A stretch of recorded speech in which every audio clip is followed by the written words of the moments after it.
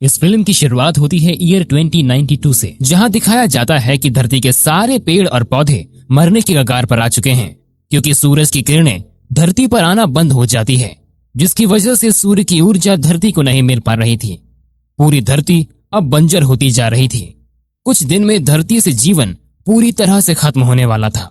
इन सभी चीजों को देखते हुए एक करोड़पति कंपनी यूटीएस एक प्रोजेक्ट को लॉन्च करती है, जिसका मकसद था धरती के ऊपर अंतरिक्ष में एक ऐसी जगह बनाना जहां इंसान बहुत आराम से रह सकें। उस जगह पर काफी हरियाली थी और इंसान के रहने की सारी सुविधाएं भी उपलब्ध थी। इस प्रोजेक्ट के पीछे बस एक ही इंसान का दिमाग था, जिसका नाम जेम्स सुलिवन था, जिसकी उम्र करीब 150 साल थी। पर उसे देखकर कोई ये नहीं कह सकता था कि उसकी उम्र 150 साल की है। जेम्स सुलिवन से मिलने काफी रिपोर्टर्स आते हैं, जो उनसे उनकी मार्स मिशन के बारे में जानना चाहते हैं। जेम्स सुलिवन उन्हें बताता है कि उनकी कंपनी ने एक ऐसी टेक्नोलॉजी बनाई है जिसकी मदद से उन्हें मार्स को पूरी तरह से पेड़ पौधों से हरा भरा कर दिया है। वो उसकी घोषणा 4 दिन बाद कर देंगे और इंसान वहां रह सकेंगे। उनका प्रोस्पेक्टिव इंसान के प्रति काफी अलग था। वे कहते थे कि इंसान के वजह से आज धरती रहने लायक नहीं रही, जिसकी वजह से उन्हें यूटीएस कंपनी द्वारा किए जा रहे प्रोजेक्ट पर उन्होंने कुछ अपने खास लोगों को ही भेजा था। अभी भी धरती पर 90% से ज्यादा लोग फंसे हुए थे। इस बात को लेकर एक रिपोर्टर कहता है कि अपने धरती की काफी रिसोर्स तो अपने स्पेस प्रोजेक्ट और मार्स प्रोजेक्ट पर इस्तेमाल कर दिया है, तो आपको उन 90% लोगों के बारे में भी सोचना चाहिए। इस सीन में ये दिखाया जाता है कि एक ग्रुप जो कि स्पेस के कचरों को हटाकर पैसे कमाते थे, उन्हें स्पेस स्वाइपर कहते थे। उस ग्रुप में 4 लोग थे। उस ग्रुप की लीडर थी कैप्टन जायंग, दूसरे मेंबर का नाम टाई हो, तीसरे का नाम टाइगर पार्क और आखिर वाले का नाम बॉब्स जो कि एक फीमेल रोबोट थी। एक दिन जब ये लोग अपने स्पेसशिप को साफ कर रहे होते हैं, तब वो एक छोटी सी बच्ची को देखते हैं। तब वो लोग उस छोटी बच्ची को शिप में लेकर आते हैं। वो अपना नाम डोरू की बताती है, जो कि एक एंड्रॉइड रोबोट थी, जिसे 2 दिन पहले ही एक टेररिस्ट ग्रुप ब्लैक फॉक्स ने किडनैप किया था और उसके अंदर एक हाइड्रोजन बम लगा दिया था, जो कि कभी भी विस्फोट हो सकता था। ये लोग काफी डर जाते हैं। तभी टाई हो डोरूकी की स्कूल बैग चेक करता है और उसमें उसे एक फोन मिलता है। जब वो उस फोन को चेक करता है तो वो ये देखता है कि उस फोन से केवल एक इंसान को ही एक बार फोन किया जा सकता है, जिसका नाम डॉक्टर कांग था। रोबोट होने की वजह से डोरूकी के पास एक स्पेशल पावर थी। वो किसी भी मरे पेड़ पौधे को जिंदा कर सकती थी। अब इन चारों को पता था कि टेररिस्ट ग्रुप ब्लैक फॉक्स इस छोटी बच्ची के पीछे है। अगर वो उनसे 2 मिलियन मांगे तो उनकी पैसों की सारी दिक्कत खत्म हो जाएगी। वे लोग डॉक्टर हैंग को फोन करते हैं और वो 2 मिलियन देने को तैयार हो जाता है। चारों डॉक्टर हैंग को एक क्लब में आने को कहते हैं, पर इनका फोन हैक हो जाता है और सुलिवन इनकी सारी बातें सुन लेता है। वे जब क्लब में जाते हैं तो डोरूकी को देखकर सब डर जाते हैं, क्योंकि उन्हें वो हाइड्रोजन बम के बारे में पता था। और ठीक उसी समय जेम्स सुलिवन की टीम भी आ जाती है ताकि वो डोरूकी को अपने साथ ले जाएं, और वो अचानक हमला करने लगते हैं। टाई हो डोरूकी को बचाने के लिए दौड़ता है और डोरूकी अपने आसपास एक शील्ड बना लेती है, जिसकी वजह से उन्हें गोली नहीं लगती और वो सब किसी तरह से वहां से भागने में सफल हो जाते हैं। यूटीएस के हेडक्वार्टर में एक मीटिंग चल रही होती है।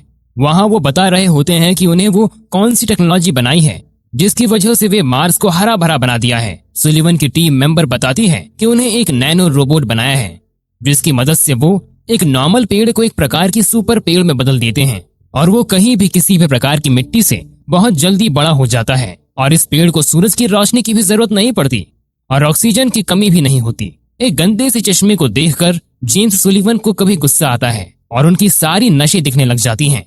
उनका चेहरा एक तरह से बड़ा हो जाता है। ये डोरूकी की दोस्त सबके साथ हो जाती है। वो अपना नाम कॉर्टनी बताती है। टाइगर की और डोरूकी की दोस्त बहुत अच्छी हो जाती है, लेकिन टाई हो उसे दूरी बनाने लगता है। बॉब्स डोरूकी को मेकअप करते टाइम बताती है कि टाई हो पहले एक स्पेस का गार्ड था, जो कि यूटीएस के लिए काम करता था। वो इल्लीगल लोगों को मार देता था। एक दिन जब वो उन लोगों को मार रहा था, तभी उसकी नजर एक छोटी बच्ची पर पड़ती है, जिसे वो अपने घर ले जाता है और उसकी देखभाल करता है। बड़ी होने के बाद पता चलता है कि सुहनवे को एक बीमारी है, जिसकी वजह से अब वो सुन नहीं पाएगी। टाई हो इसका जिम्मेदार खुद को मानता है और कसम खाता है कि अब से वो किसी को भी नहीं मारेगा, और इसी वजह से उसे अपनी जॉब गंवानी पड़ती है। एक दिन जब टाई हो और सोहनवे जब खाना खाने को जाते हैं तभी स्पेस से एक बड़ा टुकड़ा वहां पर गिर जाता है और उसकी वजह से सोहनवे स्पेस में गुम हो जाती है। जब टाई हो लॉस्ट एंड फाउंड डिपार्टमेंट में जाता है तब उसे पैसे मांगे जाते हैं जो कि टाई हो के पास बिल्कुल भी नहीं होते हैं। तो उसे 3 साल का टाइम दिया जाता है। अगर वो उस टाइम तक पैसों का इंतजाम नहीं करता तो उसे वो भूल जाएगा, वो उसे खोजने में उसकी मदद नहीं करेंगे। इसी वजह से टाई हो को पैसों की बहुत जरूरत थी। अगले सीन में हमें ये पता चलता है कि वो उस रिपोर्ट को अभी तक रखा हुआ था। वो बताता है कि जब वो 6 साल का था तब उसकी सारी फैमिली मेंबर को एक टेररिस्ट ग्रुप ने मिलकर मार दिया था। उसके बाद से वो एक ऐसा प्लेस बनाना चाहता था जहां सब कुछ अच्छा हो और पूरी दुनिया का कंट्रोल उसी के पास हो, और वो इस रिपोर्ट को मार देता है।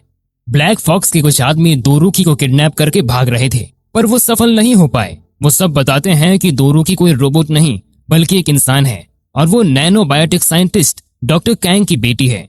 उसको बचपन से एक बीमारी होती है जिसकी वजह से उसके सारे नशे खराब हो जाती है। डॉक्टर कंग को जब कुछ समझ में नहीं आता तब वो नैनो बॉड दोरुकी में इंजेक्ट कर देते हैं और उसकी वजह से वो फिर से अपने पैरों पर चलने लगती है। उसके पास अब एक स्पेशल पावर थी, वो अब नैनो बॉट से बात कर सकती थी और किसी मरे हुए चीज को जिंदा भी कर सकती थी। और ये बात जब जेम्स सुलिवन को पता चलती है तो उसने मार्स को ग्रीन प्लैनेट बना दिया था। ब्लैक फॉक्स के मेंबर्स बताते हैं कि ये कोई टेररिस्ट ग्रुप नहीं बल्कि एक एनवायरमेंटलिस्ट हैं जो कि उनसे सवाल पूछने लगते हैं कि धरती को छोड़कर मार्स को क्यों ग्रीन प्लैनेट में कन्वर्ट किया गया। इसीलिए सुलिवन ने उन्हें मारना चाहा और मीडिया द्वारा उन्हें टेररिस्ट घोषित कर दिया गया।